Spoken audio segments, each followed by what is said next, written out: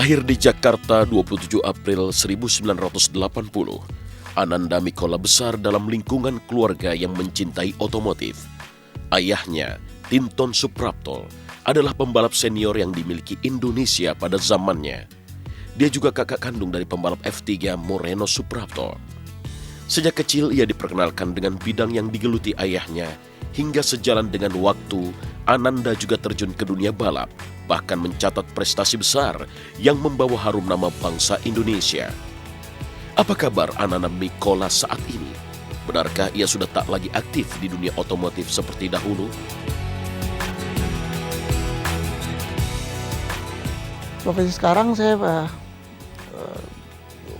usaha di wira swasta, yang mana mungkin kalau orang awam taunya saya sebagai pembalap ya kan, tapi sekarang udah nggak terlalu lagi sibuk seperti dulu di dunia otomotif gitu. Jadi sekarang lagi wirausaha di properti. Sebetulnya waktu itu nggak pernah terpikir untuk jadi pembalap, tapi karena sering diajak sama orang tua, sama ayah ke sirkuit, dan mungkin ya saya sebagai anak laki-laki ya kan pasti adalah kemauan untuk mencoba ya kan. Dulu kan either atau jadi tentara karena kakek saya seorang tentara, atau pembalap. Tapi balap ini sebetulnya orang tua juga tidak terlalu mendorong sekali karena emangnya pasti biayanya kan juga tidak murah, mahal dan bahaya ya kan. Tapi karena waktu itu pernah di suatu saat saya sering diajak ke sirkuit di Ancol dan saya mencoba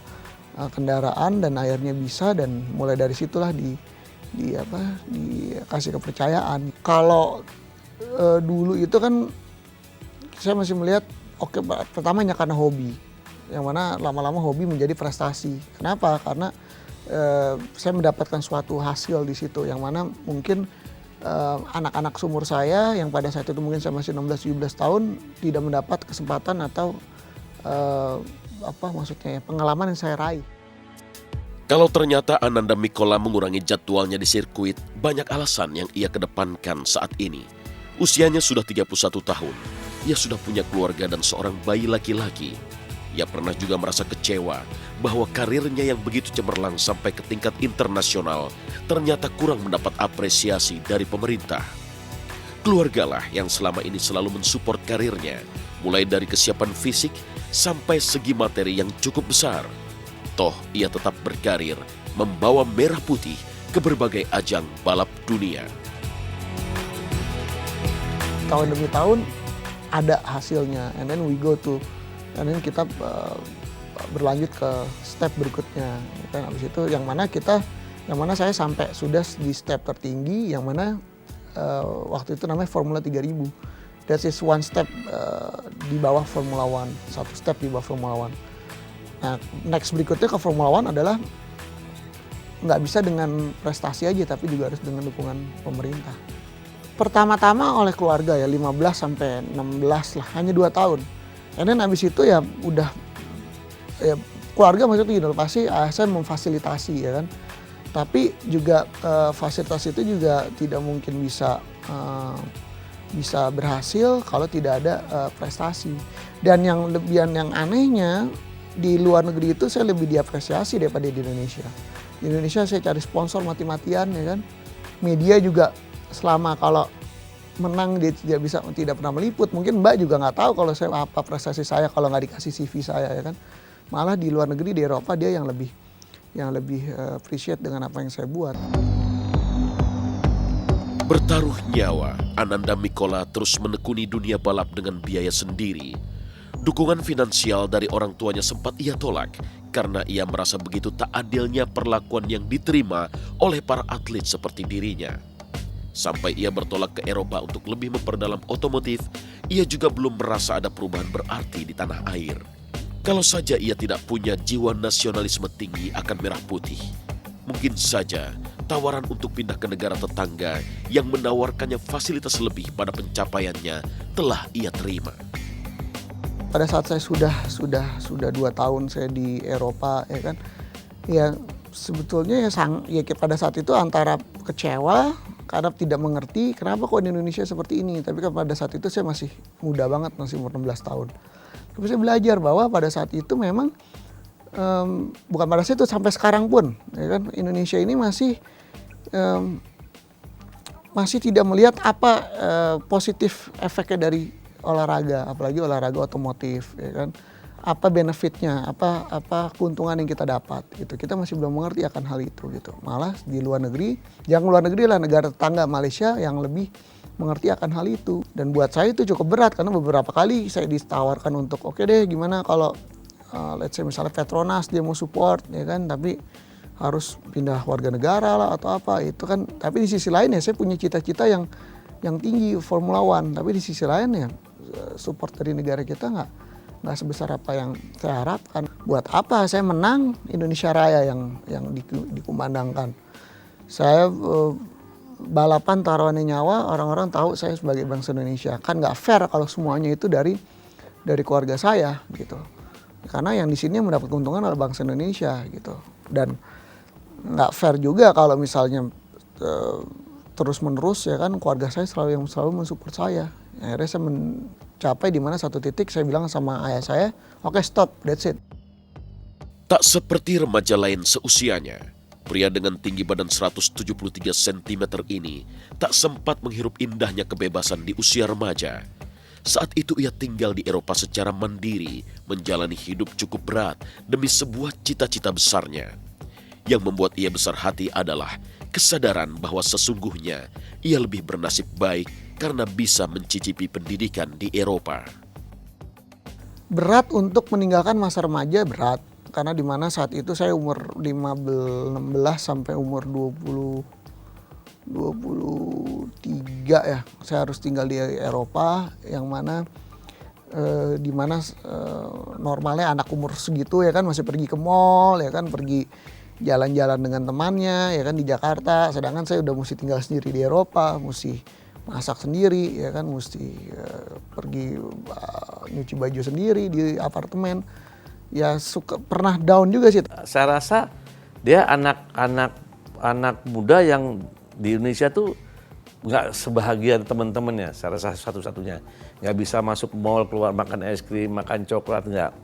Dia umur 13, 14, umur 15 udah di Eropa, udah cuci pakaian sendiri, udah masak sendiri, udah bawa mobil sendiri, mesti lari ke Sisilia, ke Jerman, ke Inggris, ke Belanda, balap gitu.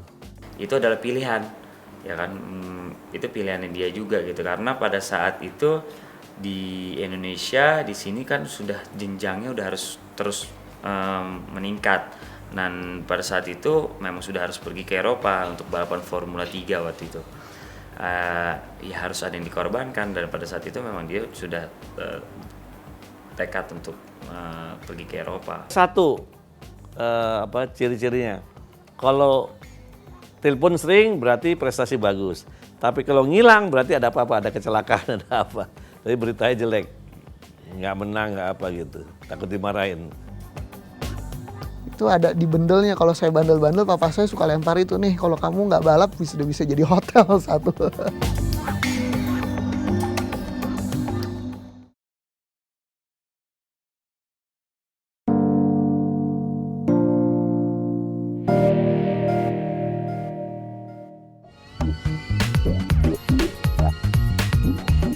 Menjadi pembalap tak pernah terfikir oleh Ananda Mikola sebelumnya. Ia begitu bangga pada sang kakek yang berprofesi sebagai tentara pejuang. Baik Ananda juga ayahnya Tinton Suprapto sebenarnya ingin agar profesi kakeknya itu ia teruskan. Tapi itulah nasib. Seharian Ananda bersama ayahnya di sirkuit akhirnya membawanya ia menjadi seperti sekarang ini. Nah, ayah saya itu sangat membrainwash saya untuk saya jadi seorang tentara. Dan saya sampai sekarang itu hal yang saya sesali, kenapa sih saya tidak menjadi seorang tentara. Saya sangat ingin sekali untuk menjadi seorang tentara sampai sekarang pun. Saya malah maunya dia seperti kakaknya jadi tentara. Tapi karena orangnya kan kamu tahu sendiri, orangnya nggak bisa diajak bercanda ya kan. Pembalap itu kan orangnya kan namanya juga sportman, jadi dan bermain dengan maut. Jadi dia nggak mau orang yang licik-licik, nggak mau. Saya dengan ayah saya pun, dengan orang tua saya, papa, tidak pernah kita membicarakan balap sedikit pun. discuss tentang, kalau orang berpikiran sama papa pasti ngomongin mobil atau balap, tidak pernah sama sekali. Mungkin ngomongin masalah politik, ya kan, itu lebih sering lah ke situ, keadaan Indonesia gimana atau apa, tapi balap sama sekali nggak pernah, karena eranya beda. Ya kan, sampai saya bilang, papa waktu itu orang tua balap, tapi balap apa?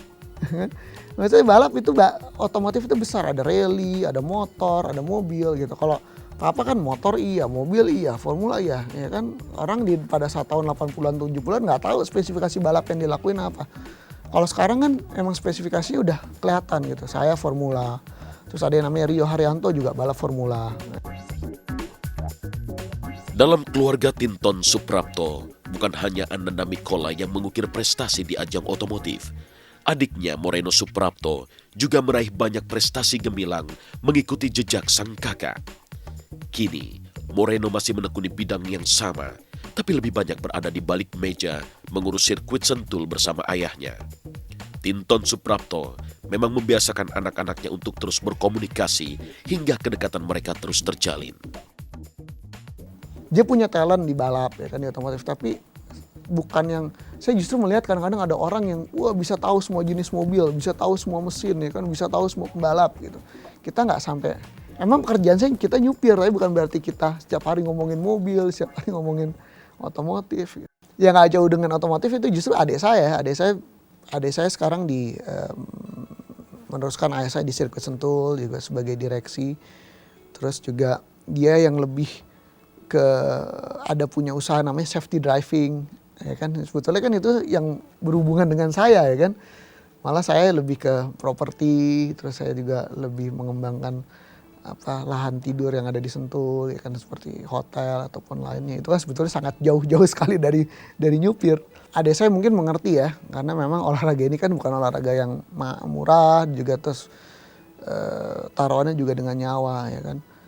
Mungkin orang tua saya kan dia yang tahu gimana anak-anaknya, ya kan. Dia yang tahu mana anaknya yang lebih mungkin ada kelebihan di bidang A, dan mungkin si yang ini lebih bidang B, dan mungkin yang di otomotif mungkin ya saya yang lebih didorong karena mungkin ya orang tua saya punya penilaian lain terhadap anak-anaknya gitu.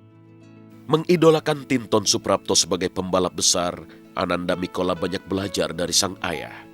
Jalan lurus menuju prestasinya ternyata memang dilaluinya tanpa banyak halangan. Semua begitu cepat terjadi tanpa pernah ia sadari. Dia punya panutan ke saya, jadi dia lihat kayak semua saya kalah gitu, dia nangis, mobil orang ditendang-tendang gitu, musuh saya gitu. Jadi di situ dia lihat saya mau seperti kayak papa gitu aja. Nah itu tapi dengan fasilitas yang penuh gitu. Jadi waktu itu saya di Ancol, jadi kalau dia di situ datanya udah kayak preman kasarnya. Umur 10-11 tahun, kalau ada yang menang balap motor diambil sepeda motornya, dia yang coba gitu. Dia coba juga bukan begini, berlawanan arah. Nah, terus teman-teman saya juga cerita, gitu, ini anaknya gini-gini, wah saya stop, udah kamu jangan main-main motor, udah mobil aja. Nah persis peralihan dari Ancol ke Sentul. Sentul tahun 90 kan, Ancol dia lahir tahun 80, umur 10 tahun masuk sini, udah. Di sini cuma 2 tahun, 3 tahun, 4 tahun udah di Eropa. Jadi kadang-kadang saya juga bingung karena saya kok balap go-kart saya cuma setahun. Di tahun pertama saya juara nasional, and then step naik ke jenjang berikutnya, di jenjang berikutnya saya juara juga. Jadi proses itu begitu cepat. Kalau kita lihat di dunia otomotif sekarang, anak umur 10 tahun, 8 tahun udah ikut balap go-kart. Saya dulu di umur 10 tahun saya masih main kelereng atau main sepeda. Prestasi Ananda Mikola terus meroket. Di tahun 1993, ia sebenarnya baru mencoba duduk di belakang kemudi, tapi talenta yang ia miliki ditambah keberanian menentang segala medan akhirnya berakhir dengan banyak prestasi. Inilah sebagian dari prestasi Ananda Mikola yang pernah ia raih dari rentang waktu 1993 sampai saat ini. Tahun 93 saya mulai baru bisa nyupir, and then saya ikut balapan namanya touring cars, Group N touring cars. Touring car itu mobil sedan, ya kan. Dimana saya di balapan pertama saya langsung juara 2. Nah, habis itu papa saya melihat, oke, ini anak punya talent. Terus dia pikir oke, mau diarahin kemana nih? Diarahin untuk menjadi pembalap Formula One. Oke, kalau mau jadi pembalap Formula One, basicnya bukan dari mobil, berarti dari go-kart. Karena baru pertama kali ikut go-kart, harusnya ikut yang junior. Tapi karena ikutin di kelas senior, langsung juara, and then tahun 94 saya langsung jadi juara Indonesia untuk go-kart. Di tahun 95 saya coba Formula. Tahun 94 saya coba Formula, and then tahun 95 saya ikut Formula Asia. Itu kejuaraan di Asia. Namanya Formula Asia, terus itu kayak 5 step di bawah Formula One. Saya langsung juara Asia tahun 95. And then tahun 96 saya ikut Formula Asia lagi setengah season, and then setengah season itu setengah tahun, and then setengah tahunnya lagi saya di Eropa ikut Formula 3, and then terus sampai 2003. Tahun 96 Formula 3 di Itali, 10 masuk 10 dunia. Tahun 97 Formula 3 Itali masuk 10 besar, 98 masuk 5 besar. Harusnya saya 1 tahun lagi tuh di Formula 3 karena harus biar bisa jadi juara, tapi waktu itu orang tua suruh untuk langsung ke Formula 3000. Sungguh fantastis.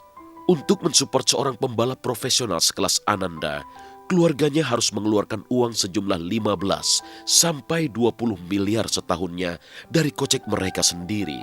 Bukan angka yang sedikit, tapi itulah sedikit dari pengorbanan Ananda yang ia persembahkan bagi negara dengan prestasinya. Ya karena pada saat itu kita nggak ada masalah dengan sponsor, ya kan, juga Indonesia ekonomi juga sedang baik, ya kan. Terus 99 krisis, 98 krisis, terus saya tetap di Formula 3000, tahun 2000 di Formula 3000, tahun 2001 di Formula 3000 sampai tahun 2003. Dan every year itu saya, orang tua saya itu spend hampir 20 sampai 15 miliar untuk balapan. Itu ada di bendelnya, kalau saya bandel-bandel papa saya suka lempar itu nih, kalau kamu nggak balap sudah bisa jadi hotel satu.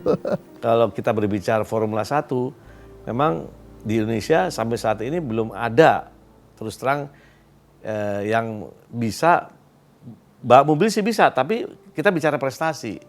Karena untuk mengalahkan 3 merek Ferrari, McLaren sama Red Bull itu nggak mudah.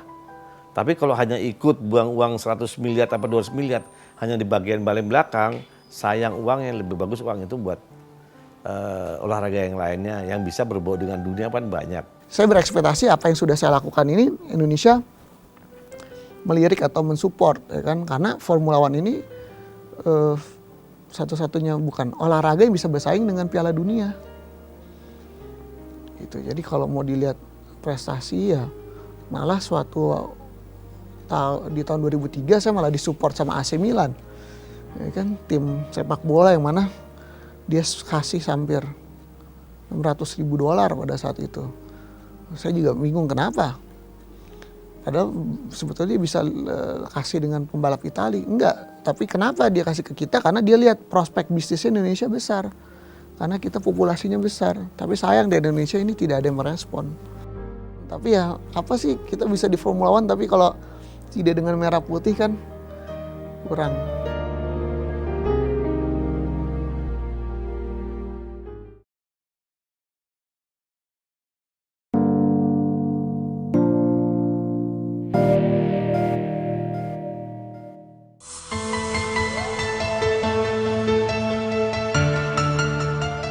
Buat Tinton Suprapto, pencapaian yang telah diraih putranya selama ini adalah hal yang begitu membanggakan keluarganya. Ia juga tahu betapa Ananda begitu punya semangat yang berkobar demi membela tanah air. Seperti inilah Tinton Suprapto bertutur tentang prestasi dan pencapaian Ananda Mikola yang tentu menorehkan catatan dan sejarah besar di tanah air. Di masa dikandung ibunya 9 bulan 10 hari, ibunya itu udah saya ajak nemenin saya tuh olahragawan. Tiada hari tanpa balap, saya balap terus. Balap motor maupun balap mobil, tapi dengan prestasi gitu, bukan balap-balap asal balap gitu aja. Yang mana hobi saya jadikan satu profesi. Akhirnya saya sampai bisa membuat satu monumen fisik. Monumen fisik itu artinya yang kelihatan sekarang tuh bikin sirkuit. Dari umur setahun, 2 tahun, 3 tahun udah saya bawa ke tempat suasana balap.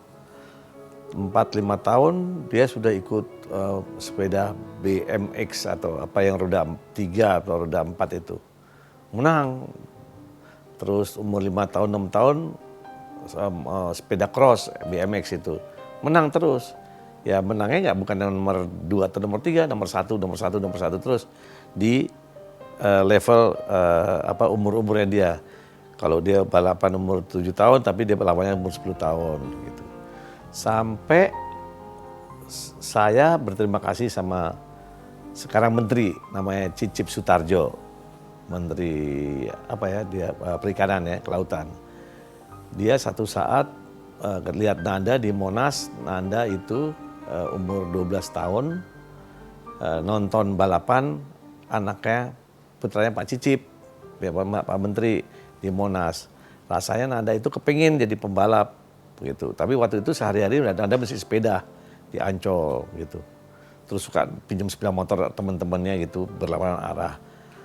Terus Cicip belikan dia go-kart. Toto dibelikan go-kart warnanya kuning sama biru, mereknya Merlin, saya ingat.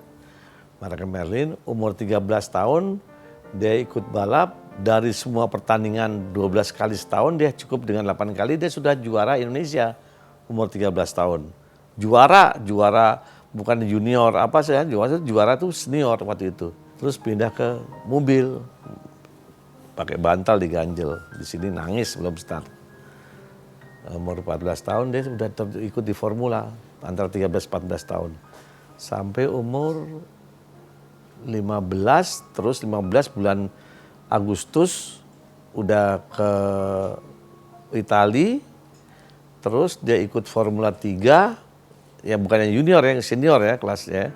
Formula 3 pada bulan September dia ikut di umum dia ke-11. Umur waktu itu 15 tahun. Umur 15 tahun, tahun depannya terus dia ikut full seri, dia masuk 10 besar Formula 3 di Itali. Umur 16 dia masuk 5 besar gitu, nyatut, karena sebetulnya nggak boleh, masih umur 18 di sana. Nah di sini di CV-nya dia bisa lihat, tapi pada umur 19 tahun dia sudah juara pertama, kalau istilahnya sekarang namanya GP2. Tiada hari ya kan tanpa Indonesia Raya.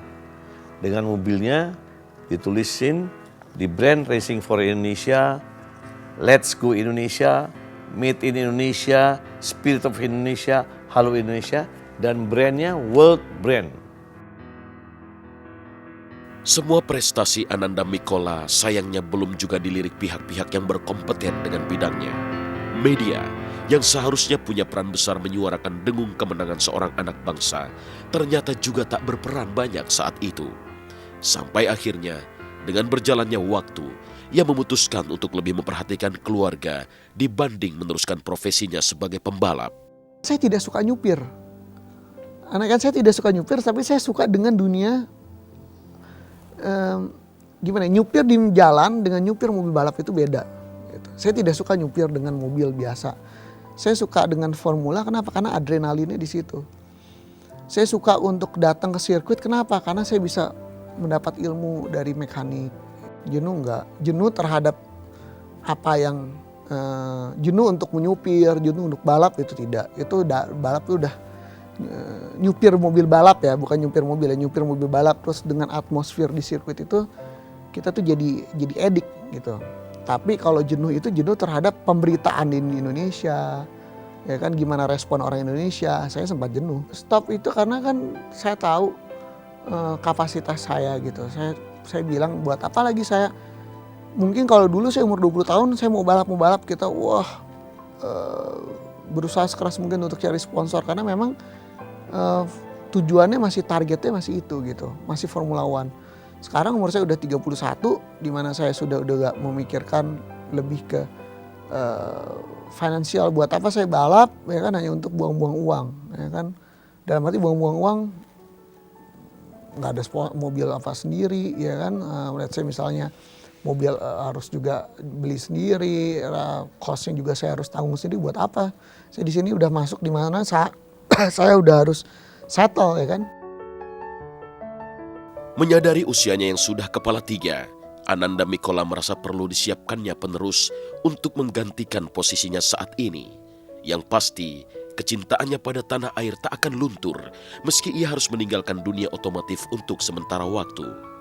Sungguh Ananda menekankan bahwa bukan sekedar nyali kuat untuk bisa tampil sebagai pemenang sesungguhnya, tapi kekuatan otak harus terus diasah untuk bisa mensejajarkan sang atlet dengan para ofisialnya. Kalau saya discuss dengan teman-teman saya sih, teman-teman saya, wah enggak, kalau gue jadi lo gue ke Malaysia aja ya kan. Tapi emang kecintaan saya terhadap Indonesia tuh besar sekali gitu. Dan ya alhamdulillah sih ya ada perasaan juga, wah kalau ini kan. Tapi ya apa sih, kita bisa di Formula One tapi kalau tidak dengan merah putih kan kurang. Saya kan juga belum sampai umur 40 atau 50 gitu ya. Tetap akan dalam waktu dekat kita akan ada kejuaraan dunia untuk balapan mobil ya kan. Insya Allah saya akan ikut di situ akhir tahun. Tapi untuk melihat ke Formula One ya kan, saya ngerasa oke deh, let's say misalnya saya udah nggak bisa. Ya memang udah nggak bisa, udah umur 31. Tapi kalau saya ngelihat ada satu anak namanya Rio yang mana dia juga punya ambisi yang besar untuk di Formula One ya. Kalau misalnya saya tidak sampai ke sana, at least ada satu anak ini gitu. Tapi juga tidak mudah untuk menuju ke sana gitu ya. Tapi inilah kenyataannya bahwa kita hidup di negara Indonesia ya kan. Mungkin yang lebih masih perlu waktu untuk mengerti akan benefit dari olahraga otomotif ini. Selama perjalanan panjang Ananda Mikola di dunia balap, ia bersyukur senantiasa mendapat begitu banyak kemudahan dan perlindungan dari Yang Kuasa. Mengingat profesinya begitu dekat dengan maut, Ananda kerap menjaga seluruh prosedur kerja yang baku demi keselamatannya di lapangan. Kalau bencana memang harus menghampirinya, itulah sebuah kepasrahan. Lantas, pernahkah Ananda mengalami hal buruk dalam karirnya selama ini? Pernah sekali fatal ya kan, maksudnya fatal itu sampai nggak sadar, terus sampai dibawa ke rumah sakit, and then sempet nggak tahu ya kalau bahasa dokternya pingsan mungkin ya, tapi nggak koma, pingsan kan cuman nggak sadar berapa menit. Tapi habis itu bangun, terus saya nggak, cuman karena impactnya aja. Itu pernah sekali. Tapi ternyata itu bukan hal yang menakutkan. Kalau Mbak tanya sekarang hal yang menakutkan adalah waktu itu saya pernah 6 bulan yang lalu saya dioperasi.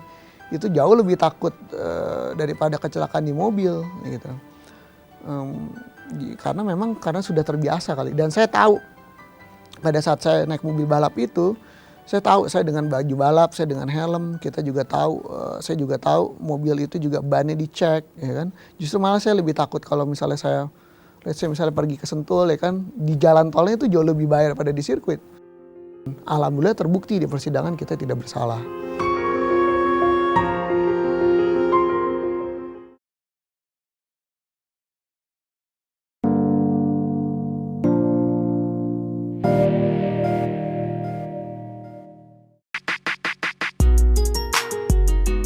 (29 November 2010) perubahan besar dari hidup Ananda Mikola terjadi. Ia melangsungkan pernikahan dengan wanita yang begitu ia idam-idamkan sejak 10 tahun ke belakang, Marcella Zalianti. Sungguh tak mudah untuk mendapatkan wanita yang sekarang telah menjadi pendamping hidupnya. Bahkan Ananda harus menjalani serangkaian cobaan sebelum akhirnya ia dekat dengan Marcella lalu menikahinya. Sebenarnya kalau naksir sebetulnya udah bukan rahasia umum di antara lingkungan teman ya, tapi bukan di antara karena kita semua teman kita sepergaulan gitu. Jadi teman yang bukan artis gitu. Gosip saya naksir dengan istri saya ini sebetulnya udah dari 10 tahun yang lalu, cuman nggak pernah kecium aja sama media. Aku lebih sama dia tuh lebih kayak temen sih awalnya juga, karena aku nggak seperti pendekatan yang orang pada umumnya gitu. Formal gitu ya, pendekatan yang apa sih orang mau deketin jadi pacar bagaimana. Kalau aku anggapnya karena dulu kayak temen gitu, jadi lebih santai gitu. Kalau jujur dari semua yang sebelumnya, justru memang dari awal saya emang naksirnya dengan istri saya sekarang ini ya kan, tapi memang dulu belum mau aja. Dan memang ya, pendekatannya emang ya Mbak tahu sendiri ya kan, sampai ada kasus apalah kan, itu kan bagian dari pengorbanan. Pada saat kasus itu kita masih berteman. Dia mungkin lagi dekat sama siapa mungkin banget ya kan. Saya juga mungkin lagi dekat sama siapa pada saat kasus. Justru setelah kasus itu berapa bulan baru kita dekat. Oh karakternya keras ya kan. Dan kita karakternya sangat bertolak belakang sekali. Tapi ketidakcocokan itu justru malah yang membuat saya rasa dalam rumah tangga itu yang sinergi ya. Ternyata perbedaan itu bisa jadi sesuatu yang menyeimbangkan juga gitu. Akhirnya juga ya mudah-mudahan itu membawa dampak positif buat Nandanya juga, perubahan-perubahan dia, dan sebagian hal lainnya juga membawa hal yang positif. 19 Juni 2011, sebuah karunia kembali datang pada kehidupan Ananda Mikola. Marcella Zalianty telah memberinya seorang putra yang diberi nama Kana Mahatma Suprapto. Kebahagiaan begitu terpancar dari Ananda kala ia berkisah soal buah hatinya itu.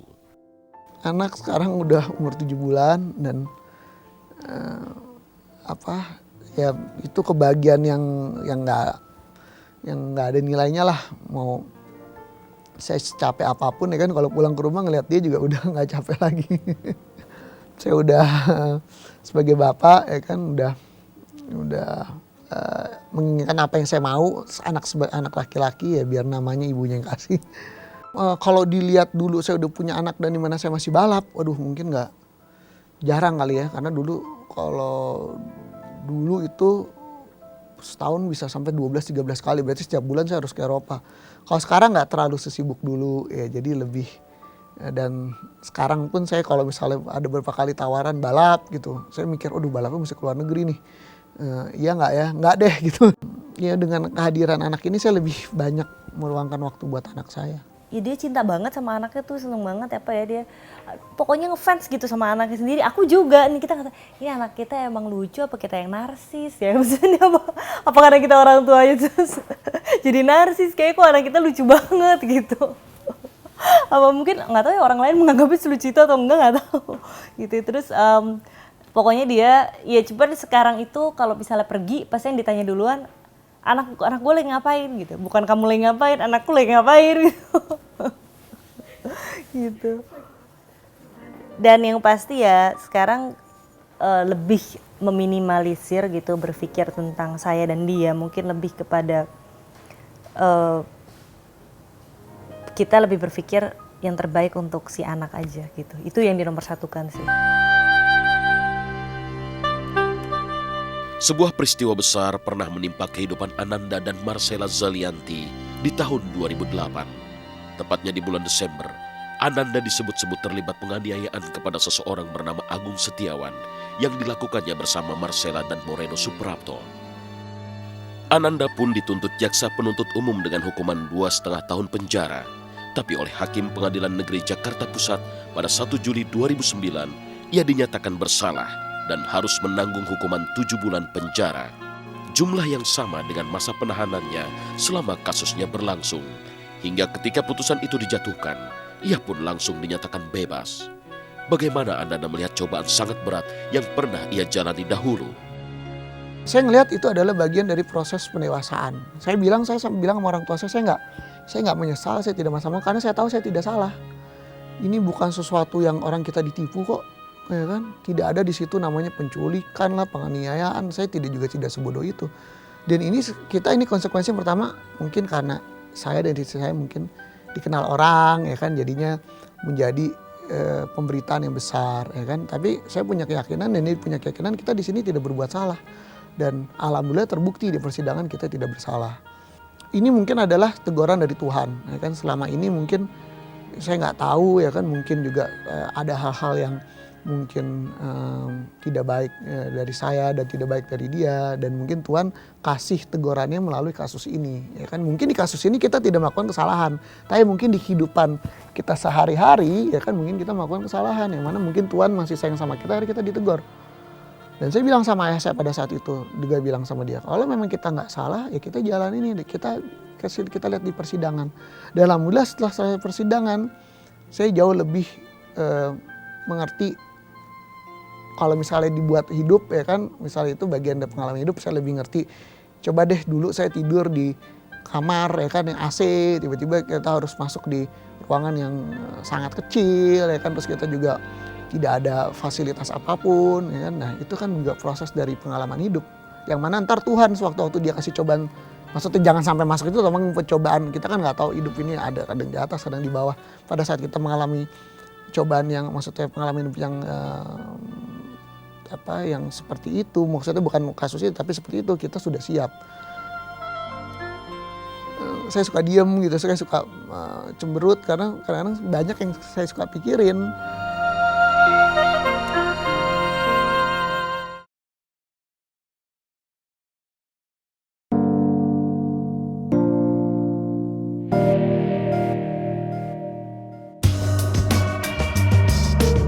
Marcella Zalianty sampai saat ini dikenal sebagai seorang pekerja seni. Terakhir ia juga menekuni dunia layar lebar, berdiri di balik layar dengan menyutradarai beberapa film nasional. Bagaimana Ananda Mikola memberi supportnya pada sang istri? Selama itu tidak tidak mengganggu waktu bersama saya dan anak saya ya kan, ya go ahead gitu, karena saya juga kenal dia, karena saya pun juga tidak mau dilarang saya untuk stop balap ya kan. Ya saya mensupport dia di dunia bukan dunia entertain ya, di dunia perfilman ya kan, karena saya melihat memang dia punya jiwa seni, jiwanya di situ gitu. Jadi ya nggak mungkin juga saya melarang dia, tapi mungkin sekarang lebih dibatasi aja waktunya. Ya nggak mungkin juga dia syuting sinetron stripping gitu, nggak mungkin. Saya mungkin awal-awalnya saya juga mungkin agak jutek atau agak apa, karena mungkin belum kenal ya kan. Setelah udah kenal akhirnya saya minta, oh ya maaf ya mbak, saya pikir saya kadang-kadang suka udah trauma duluan gitu dengan lingkungan saya yang ada gitu. Karena kadang-kadang saya sebetulnya itu kalau misalnya diwawancara, oke, ini saya nanya, ini apa sih sebetulnya, apa karena gue punya teman-teman dulu yang mungkin di kalangan hiburan ya kan, jadi kejar-kejar infotainment. Saya terus terang paling takut dan paling anti sekali untuk masuk ke dunia itu, maksudnya ke dunia apa tuh namanya, dunia hiburan lah gitu, karena saya paling marah sekali kalau saya bukan dibilang atlet gitu. Tapi kalau misalnya saya ngeliat diri saya, kadang-kadang orang kalau belum kenal saya suka mikirnya saya sombong atau apa ya, tapi saya harus bisa merubah itu kan. Saya suka diem gitu, saya suka cemberut karena kadang-kadang banyak yang saya suka pikirin mana, karena proses saya untuk saya mencapai umur 30 ini karena banyak sekali sih. Banyak ini proses antara senang, susah, terus juga banyak banget lika-liku ininya ya, lika-liku bukan lika-liku hidup sih, lika-liku cobaannya lah.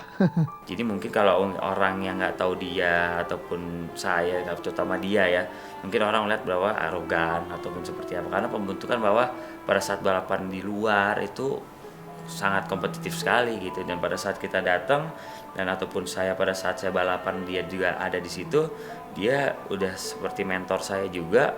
Tapi kalaupun saya ada melakukan satu kesalahan, dia straightforward gitu, langsung gitu, bukannya menutup-nutupin gitu. Walaupun di depan orang pun dia akan ngasih tahu mana yang benar mana yang salah, terutama kepada saya. Nanda orang yang sangat protektif, terus sportif, ya dia sangat, tapi ada manjanya juga, terus keras, tapi baik hati dan penyayang orangnya.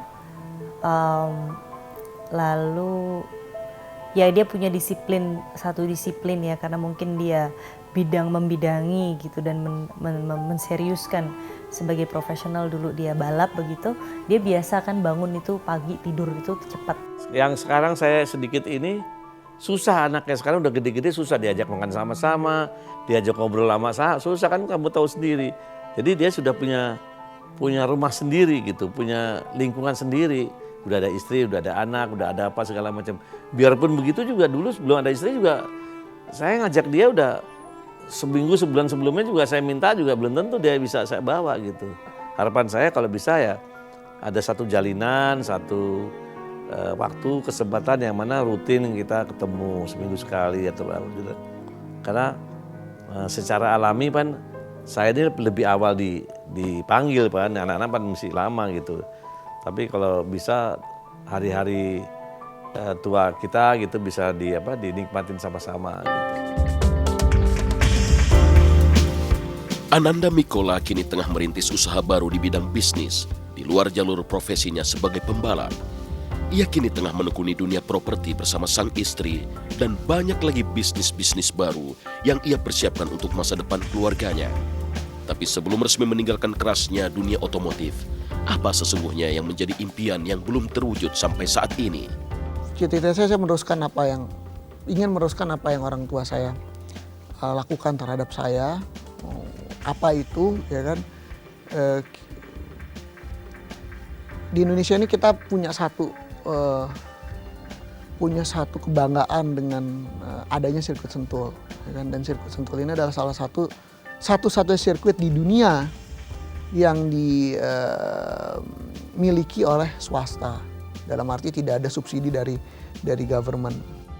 Jadi saya punya cita-cita bersama adik saya, orang tua saya juga sekarang umurnya udah hampir 70 tahun, ya kan. Saya punya cita-cita meneruskan apa yang telah dia buat, ya kan, sirkuit Sentul ini. Gimana caranya Indonesia bisa bisa seperti dulu lagi, ya, dalam arti di mana masa 98 ke belakang kita selalu mendatangkan kejuaraan-kejuaraan dunia.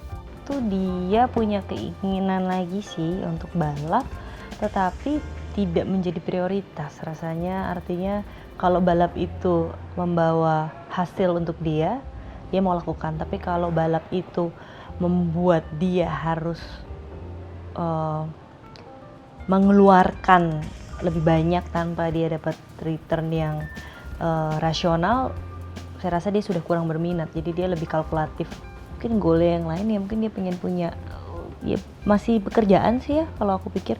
Sekarang dia lagi konsentrasi dengan villanya dan kondotel begitu, dia seneng. Terus juga ya pengen lihat anak jalan kayaknya. Kalau untuk saat ini sih dia fokus sama propertinya dia, karena waktu awal itu saya ngeliat dia masih passionnya ada di motorsport. Tapi seiring waktu terus ada Kana, dia bilang terus alhamdulillah dia nah itu saya lihat dia berubah di situ, bukan masalah berubah pada saat di dunia balap dia balapan di Indonesia terus dia sekarang pernah balap di luar tuh berubah secara pribadi. Cuma saya sekarang lihat mungkin dari sosok dia udah jadi bapak kali sekarang ya. Kalau Ananda merasa prestasinya selama ini belum cukup dihargai, sesungguhnya banyak perhatian besar yang ia terima dari lingkungan dan seluruh orang-orang yang sangat mencintainya. Betapa besar perhatian yang diberikan padanya tergambar pada curahan hati ayah, istri, dan adiknya berikut ini. Sejatinya, Ananda Mikola memang telah menorehkan sebuah catatan sejarah yang tak mungkin terhapuskan dalam prestasi olahraga tanah air.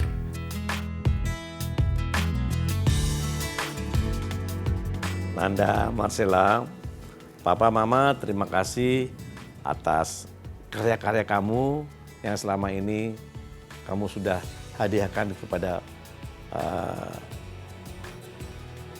lingkungan kamu, terutama buat bangsa kamu dan masyarakat Indonesia. Karena kalian berdua itu figur-figur yang sangat diharapkan oleh masyarakat untuk bisa lebih berkarya. Jadi kamu bukan memiliki papa mama lagi atau keluarga, kamu miliknya bangsa atau masyarakat lingkungan gitu. Jadi berbuatlah yang terbaik sebagai anak bangsa. Mudah-mudahan bisa menjadi imam, lalu juga bisa memimpin keluarga saya dan anak saya gitu.